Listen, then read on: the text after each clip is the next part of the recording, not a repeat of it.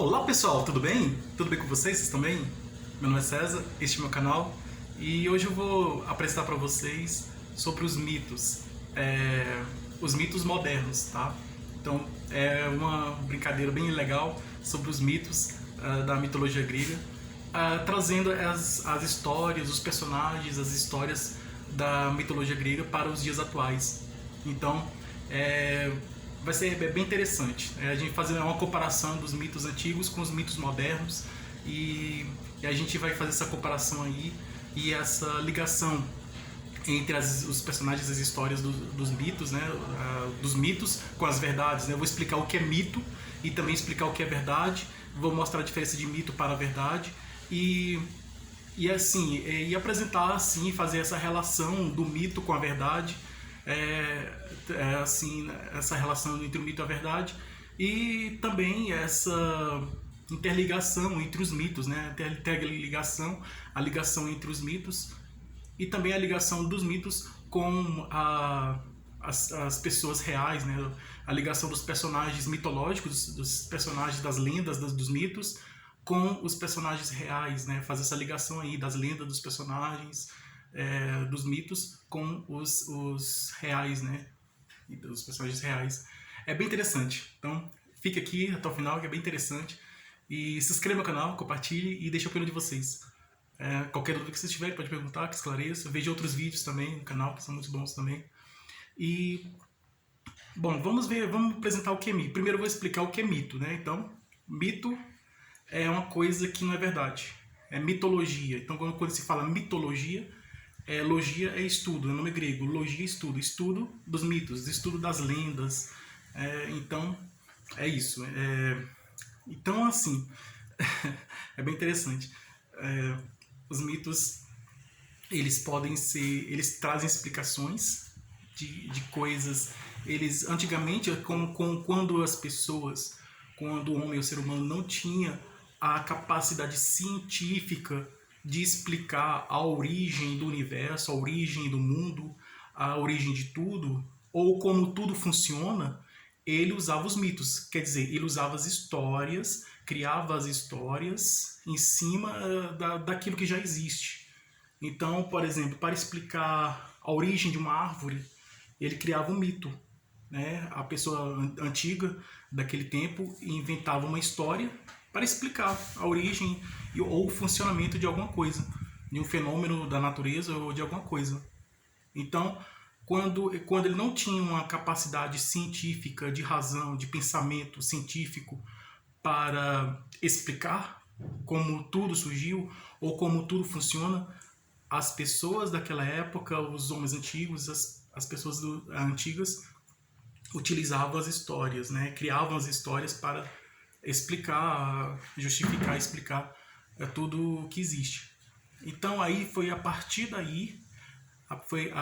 dessa necessidade de trazer explicação sobre as coisas que existem, o porquê de que elas existem, a razão, o porquê de que elas existem, a origem dessas coisas que existem e o funcionamento dos fenômenos da natureza, os fenômenos naturais, como o vento, como vários fenômenos que existem na natureza, como terremotos, como chuva, como neve, o dia e a noite, e vários fenômenos da natureza que existem.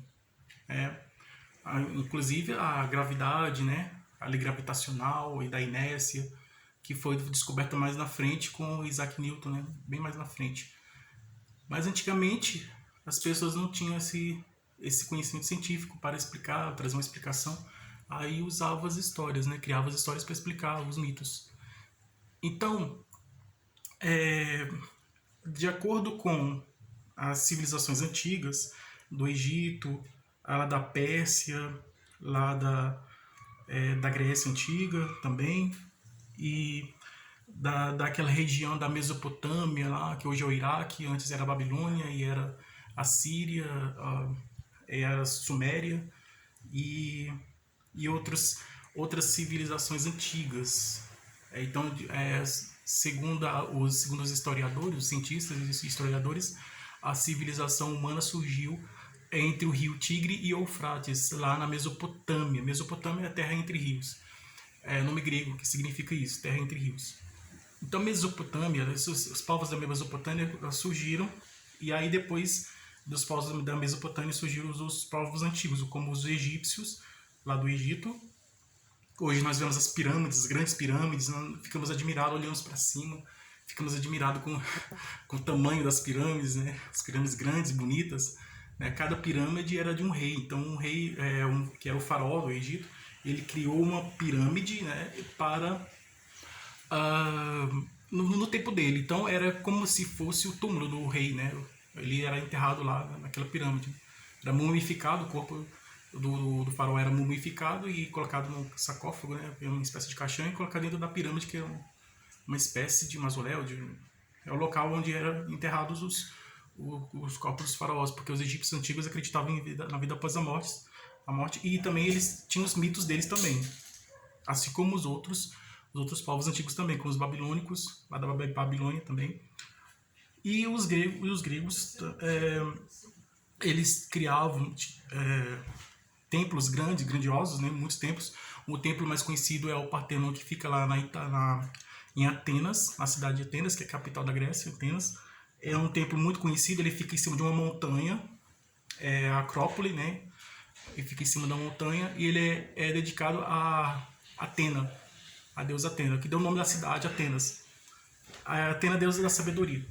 Aí, ele era muito bonito, né? Ele floresceu, ele surgiu no tempo da Idade de Ouro da Grécia Antiga. E além desse templo, existem muitos outros templos que os gregos construíram e criaram em homenagem aos deuses, né? Cada deus tinha um templo.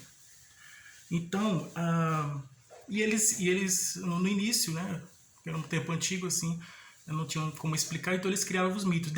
Somente depois da criação dos mitos gregos, da mitologia grega, das histórias da mitologia grega, das lendas dessas histórias, depois da criação dessas histórias, por muito tempo, quando surgiu a criação dessas histórias, por muito tempo os gregos antigos acreditavam nessas histórias e acreditavam que tudo surgiu, que era verdade, né? Que existia isso realmente, né? De que existiam os deuses, né? Que criaram tudo, e aí os heróis, que era filho de um deus mortal, que tinha força e tal, como Hércules, né? E várias outras histórias, né? Que foram surgindo para explicar a origem do universo e de tudo. Os gregos criaram essa história. Os índios também, aqui no Brasil, os índios também, assim como os gregos antigos, os índios também criaram as histórias para explicar sobre a natureza, as florestas, como surgiu as florestas, os animais. Então, os índios também, aqui no Brasil, acredito que alguns povos indígenas, alguns índios, né, comunidades indígenas na floresta, que não tiveram contato com o ser humano, que estão isolados, não tiveram contato com o ser humano, eles ainda têm essa crença, às vezes histórias, porque ainda não tiveram contato com o homem branco, né? Os índios estão isolados e eles permaneceram com a cultura, então eles acreditam que eles ainda têm viva, né, essa cultura, essa crença, essa cultura, essas histórias mitológicas, essas histórias, mitos indígenas. Então, só fazendo uma comparação, né, da mitologia grega com os mitos indígenas dos índios. Então, dos índios que nós conhecemos, as histórias dos índios, da mitologia indígena, temos aquele menino que anda com os pés para trás, é o Curupira, que ele é defensor das florestas, né? Ele anda com os pés para trás para enganar as pessoas que vão entrar na floresta para destruir a floresta. Ele é o defensor da floresta. O Caipora é a mesma coisa, é um espírito da floresta que defende as florestas. E várias outras histórias da mitologia indígena, dos mitos indígenas, das histórias dos índios, que são bem interessantes. Porque eles ainda não tiveram conhecimento para explicar de forma científica a origem do mundo, o funcionamento dos fenômenos da natureza, o funcionamento de tudo que existe, o porquê da existência das coisas. Então eles não têm a explicação científica. Quando o ser humano, a, quando o ser humano não tem explicação científica para explicar alguma coisa, ele vai recorrer ao quê? Ele vai recorrer à imaginação. Então vai criar histórias, criar lendas, criar histórias para explicar o que ele não conhece. Então vamos imaginar que uma pessoa vê um disco voador, olha lá para o céu, vê um objeto, na verdade um objeto voador não identificado. Então o termo OVNI, objeto voador não identificado em português, em inglês é UFO, o nome já diz, é objeto voador não identificado. A pessoa olha para o céu e vê, não sabe o que é aquilo. Então esse objeto pode ter forma de pirâmide, pode ter forma de cubo, pode ter forma de uma esfera, de um círculo, pode ter uma forma de prato, de disco, de charuto, de qualquer forma, pode ter várias formas diferentes. E aí, como a pessoa não sabe o que é, então ele fala que é um disco voador, né? Um nome popular, né? Os cientistas que estudam os discos voadores, eles são ufólogos, porque estudam UFOs, né? Que é ufologia. Ufologia é o estudo dos UFOs, ou o estudo dos OVNIs ou discos voadores. E acreditam que existem vidas inteligentes em outros planetas. Então, quando não vê um objeto estranho no céu, não sabe o que é, aí ele vai e fala, um disco voador, Então, quando tem uma explicação científica, o cientista vai analisar, vai ver um objeto, a pessoa vê o objeto, não sabe o que é, e já pensa que é um disco voador. Aí ele vai lá e tira foto do objeto, olha para o céu, tira foto do objeto, ou filma, e leva para o cientista. Aí o cientista vai ver e vai analisar e vai dizer o que é. Às vezes não é disco voador, não é coisa de outro mundo, né? Não é um objeto que veio de outro mundo, não é um disco voador que veio de outro mundo. Às vezes é um balão, às vezes é um avião, às vezes é uma nuvem, uma coisa daqui desse mundo mesmo, natural. Outras vezes, outros casos não tem explicação, que ainda está em estudo, ainda não tem explicação. Porque existem muitas coisas misteriosas nesse universo, como dizia Shakespeare, há mais mistérios entre o céu e a terra do que possa supor nossa vã filosofia. E falando em filosofia, os mitos eles surgiram antes da filosofia, porque existia muito tempo, durante muito tempo, no início da civilização grega, os mitos prevaleceram. Aqueles povos antigos, os gregos, eles criavam as histórias para explicar tudo que existe. Com o tempo, com o decorrer do tempo, essas pessoas eles começaram a observar a natureza, então olhava para o céu e vamos dizer que os primeiros cientistas começaram a observar a natureza. Então olhava para as estrelas, olhava para o céu, via as estrelas, queria saber por que as estrelas existem, por que elas estão lá. E olhava para o sol, olhava para a lua, olhava para as florestas, olhava para os animais, olhava para o próprio corpo humano também, olhava para a sociedade da época, a organização social da época, e olhava para tudo, para as montanhas, para tudo que existe. E começava a se perguntar por que tudo existe. E aí sabe que isso existe, mas por que existe? Qual a razão de existência? Por que existe? Por que isso está aqui? Quando vê alguma coisa funcionando, um fenômeno da natureza, no caso um vento, ele quer saber por que o vento ele age dessa forma, né? Então, quando chove, por que cai a chuva, quer saber por que cai a chuva. Então, começa a estudar esses fenômenos da natureza. Aí, a partir desse momento que os primeiros cientistas foram estudar os fenômenos da natureza, as pessoas que começaram a pensar deixaram de acreditar nos mitos, porque começaram a agir pela razão. Então, as histórias, os mitos, as histórias deixaram de ter importância, porque se antes os mitos, as lendas, as histórias tinham importância para explicar tudo que existe, a origem de tudo e o funcionamento de tudo, ele deixou com as primeiras observações dos primeiros cientistas, que começaram a observar a realidade, começaram a observar os elementos da natureza, as coisas da natureza, os fenômenos da natureza, começaram a observar tudo que existe, e com essa observação foi tirando conclusões mais exatas, sobre tudo mesmo que existe, né? E aí esses mitos deixaram de ter importância e passou a prevalecer a explicação da ciência. Então as explicações dos mitos deixaram de ser importante e passaram a somente ser uma história para divertir mesmo. Uma história divertida, uma história para se divertir, com entretenimento, como uma história de diversão. E a ciência passou, os filósofos, os primeiros cientistas que eu falo são os primeiros filósofos, os filósofos gregos antigos que observavam o universo, no caso Sócrates, Platão, Aristóteles, eles aí a explicação científica deles começou a prevalecer. Depois deles vieram os outros e outros e outros, muitos outros cientistas. Então, o cientista mais conhecido que gostava de dialogar era o Sócrates, né? Gostava de conversar com as pessoas para ter conhecimento, né? Sobre trocar ideias, né? Ele queria trocar ideias, conversar para trocar ideias. O Sócrates, o Aristóteles, o Platão também, ele é um pesquisador, observador. Tem uma história que ele estava numa caverna, começava a ver aquela história do mito da caverna, então começava a ver as imagens na caverna e tudo. Então, e começou a dar importância também à explicação científica, o Platão.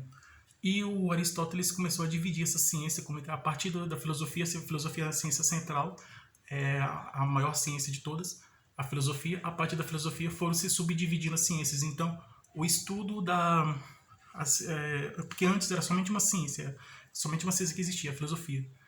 Aí, a partir dela, foram surgindo outras, que é como se fosse uma ciência que foram se subdividindo, se dividindo.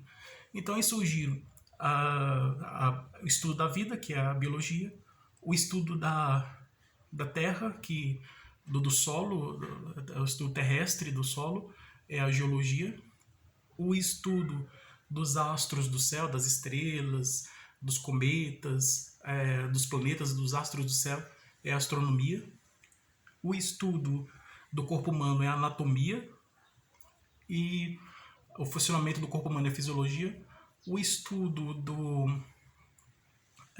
da língua, né? No caso, né? da organização da língua, a gramática, o estudo dos números é a matemática, e assim por diante. Né? A ciência foi se dividindo, estudo do passado, da história, e assim foi, a ciência foi se dividindo, assim, e assim como a arte, né? A arte geral, então tinha subdivisões da arte. Então tinha a arte da escrita, que é a literatura, a arte da pintura, né? Que as pinturas e tudo é uma outra forma de arte, né? Hoje a artes plásticas, a pintura. As esculturas também é uma outra forma de arte. O teatro também, que surgiu lá também, o teatro também é outra forma de arte. Então foram surgindo várias formas de arte, como a pintura, a escultura, a arquitetura, a pintura, escultura, arquitetura, teatro, a literatura, o desenho e outras mais formas de arte. Aí a arte também tem um pouco de ligação com a ciência, né? Então a arte que ela tinha ligação com o mito, então o escultor ele criava uma escultura de um deus grego assim, ele com a evolução da ciência, né, com o surgimento da ciência, ele passa a esculpir, a criar uma escultura sobre alguma coisa da ciência. A mesma coisa acontece com a pintura, com a literatura e por aí vai. Tem a música também. Então, assim, essa é a explicação. A minha opinião mais moderna, assim, tem um mito que ainda prevalece. Essa é a minha opinião, né? Você pode concordar ou não, mas é a minha opinião.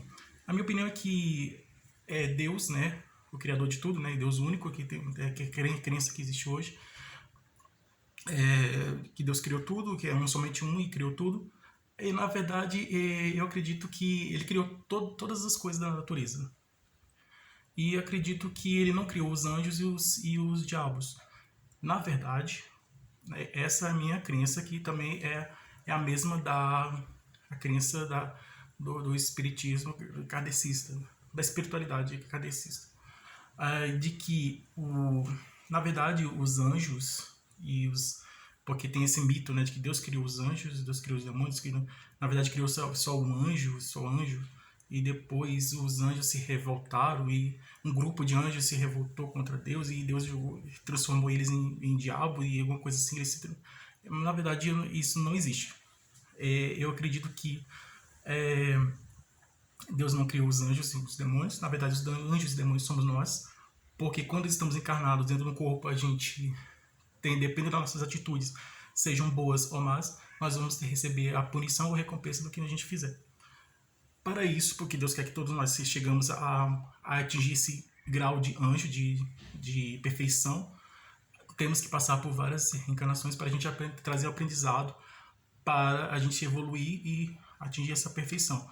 Não é fácil, é difícil, por isso que leva muito tempo, mas essa é a intenção, né? Esse é o objetivo, é a pessoa chegar subindo aos poucos o degrau da escada da evolução até lá. Então, é isso. Quando o espírito, que a pessoa morre, o espírito sai do corpo e alguns querem ficar na Terra e se ele teve atitudes que não foram boas, ele vai continuar mesmo com essas atitudes.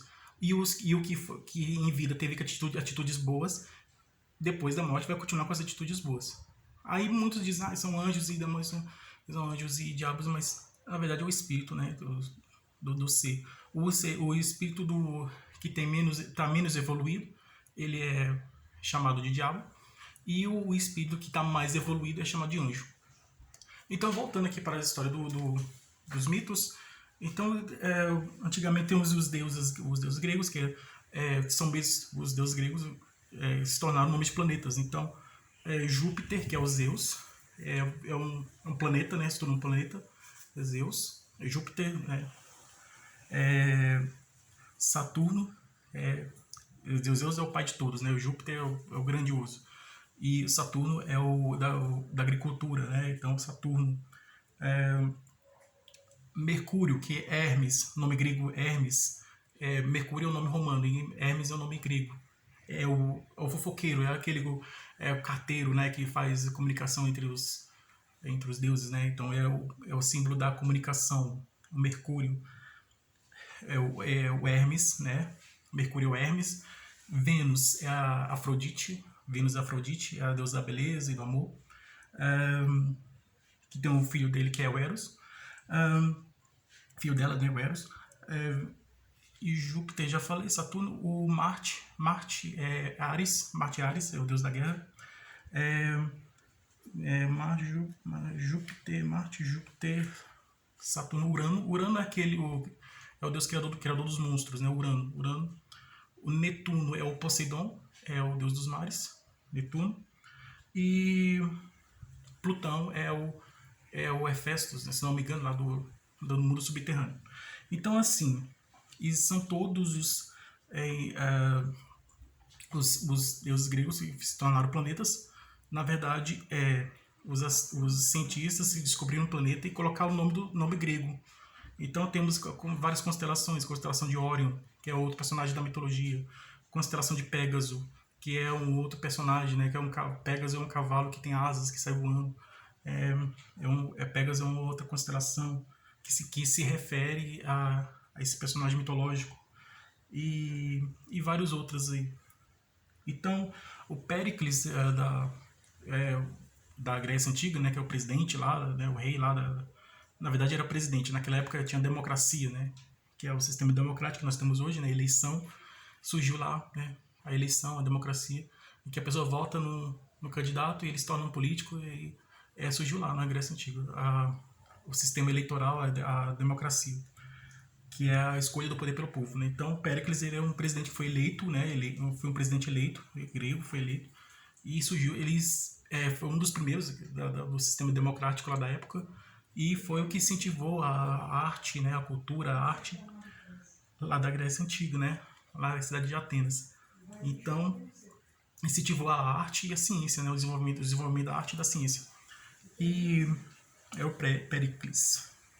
O Péricles hoje se tornou um músico, né? É um músico, Péricles, um músico. O presidente Péricles, né, o líder Péricles de Atenas, se tornou um cantor famoso, né? O Sócrates, que é o filósofo, né, que pensava e dizia só sei que nada sei, porque estava sempre pensando. O grande filósofo Sócrates se tornou jogador de futebol. A Hebe, que era vamos dizer assim, uma espécie de garçom dos deuses, né, que levava o vinho para eles, servia eles, né, levava o vinho. A Hebe se tornou apresentadora de televisão. O Ulisses, que era o navegante, né, Ulisses, né, o Odisseu, né, que saiu, estava navegando, né, que deu origem à história de Ulisses, que deu origem à Odisseia, a história epopeia, né, a história épica da Odisseia. Depois que teve com o fim da Guerra de Troia, ele voltou, né, para o país dele e aí encontrou os ciclopes e outros personagens lá, as sereias também. E o Ulisses, que navegava pelo navio, ele se tornou um político, né? No caso aqui mais recente, né? Senador. Então, na Grécia Antiga, Ulisses era um navegador. No tempo moderno, ele era um político, era um senador. E é interessante que Ulisses, ele teve o político, né? O Ulisses político, ele teve o fim no mar, né? Então, o Ulisses está ligado ao mar. A Esfinge está lá no Egito, né? A Esfinge lá que o Édipo lá perguntou qual animal que anda de 3 patas, de 4 patas de manhã e de 2 patas à tarde, 3 patas à noite, que era um homem, né? A história do Édipo, né? Do Édipo rei, né? O Édipo que encontrou a Esfinge, que é aquele animal que tem asas, né? Que tem a cabeça de mulher e corpo de leão. A Esfinge, ela tá lá no Egito, né? Aquela Esfinge lá, tá lá no Egito, perto daquelas pirâmides, das 3 grandes pirâmides do Egito. Ela é muito conhecida, a Esfinge do Egito. Então a Esfinge do Egito, ela lembra a Esfinge grega na antiga. A Quimera é um personagem, né, que tem cabeça de cabra, cabeça de leão, de cobra, então é um monstro, né, enfrentado pelo Belerofonte. A Quimera significa, recentemente descobri isso, que é um organismo do corpo humano, né, um elemento do corpo humano que tem ligação com outro elemento diferente. Por exemplo, um sangue, a pessoa que tem um sangue de um tipo, ela é misturado com sangue de outro tipo dentro do organismo, né? Então é um órgão do corpo humano que tem a mistura de outro órgão, que é a mistura de coisas diferentes, é a quimera. E também quer dizer sonho, né? Fantasia, sonho, quimera. Isso é uma quimera, é sonho, fantasia, que quer dizer significar isso também. O dragão, né? O dragão, a gente conhece o dragão, né? São Jorge enfrentou o dragão, né? E tudo. O dragão que a gente conhece tem lá no Komodo, né? Lá na Ásia, lá na Indonésia, o dragão de Komodo, é muito conhecido ele. A Apollo foi a missão espacial lá há 50 anos atrás para levar os astronautas até a Lua, a Apollo. Ele é o deus do Sol e das artes e na mitologia. E o foguete que levou os astronautas é Saturno, né, que é o mesmo nome do planeta, Saturno, que é aquele lá da agricultura. Então, Artemis acho que é essa mesma, né, da caça, né, a deusa da caça, vai ser a próxima missão que vai levar os futuros astronautas daqui a alguns anos lá para a Lua. O Minotauro, ele é aquele monstro que ficava dentro do labirinto, enfrentado pelo Teseu. Ele era um monstro, um corpo de homem, cabeça de touro, que estava dentro do labirinto, e ele é um personagem da mitologia grega, né? Um personagem, é um mito, um personagem, e ele atualmente ele é conhecido como um jogador. Na verdade não é jogador, né? O Minotauro, que é um monstro de corpo de homem, cabeça de touro, ele virou lutador de boxe, né? No lugar do labirinto, ele é ringue, né? Então é um esporte bastante conhecido, o boxe. O labirinto, ele é uma construção com várias entradas, uma construção confusa, que a pessoa entra e não consegue sair. Mas atualmente o labirinto tem um significado como um objeto que está dentro do ouvido, é um órgão do ouvido, o labirinto, né? porque ele parece muito com um labirinto. Na verdade, ele parece mais com um caracol do que um labirinto, né? Que fica dentro do ouvido, o labirinto. Então, é isso, né? O Minotauro, que era um monstro antigo, né? Minotauro, que era um monstro, virou um lutador de boxe, né? E o labirinto virou um órgão do ouvido. A Medusa, que é uma água viva, né? Aquela personagem que tem cabeça de cobra, né? Uma água viva. Os titãs viraram cantores de rock. Os titãs, né? Viraram roqueiros, cantadores de rock, né? Tocadores de rock, né? Cantores de rock, né? Os titãs viraram cantores de rock. As ninfas são como se fossem as fadas que a gente conhece hoje, né? São os espíritos das florestas, né? Que defendem as florestas, as ninfas. Né? Os sátiros são os faunos. Fauno significa, quando a gente quer falar da natureza, a gente fala a defesa da fauna e da flora. Fauna se refere a fauno. Fala aquele personagem lá que tem pés de cabra, cabeça de chifre de cabra, é metade bode, né? A personagem que é metade bode, metade homem. E é o sátiro, é o fauno, é o fauno. E representa os animais, simboliza os animais. E a flora é a deusa das flores, né? Tudo. Então, é o espírito a deusa das flores, quando quer se referir às plantas, aos vegetais, às plantas em geral. Então, a fauna se refere aos animais e a flora às plantas, aos vegetais. A lua significa o vento, né? O vento, né?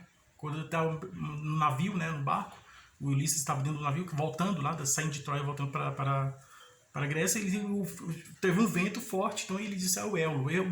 O vento grego, antigamente, na Grécia Antiga, é o Éolo. Então, quando a gente fala energia eólica é a energia do vento. Então, é Éolo. O crono é o tempo, porque antigamente o crono era o deus do tempo, que se contágio do tempo. É o crono. Atenas, deusa da sabedoria, né, que já falei. O vulcano é o vulcão, né, significa o Hefesto, né, o vulcão, o nome grego, né, vulcão. Então, a psique significa razão, significa mente, razão, pensamento, significa psique, psicologia, psiquiatria. Então, o psique é o nome grego que significa mente, significa o mental, a mente, o pensamento, relacionado assim a mente e o pensamento, é a psique.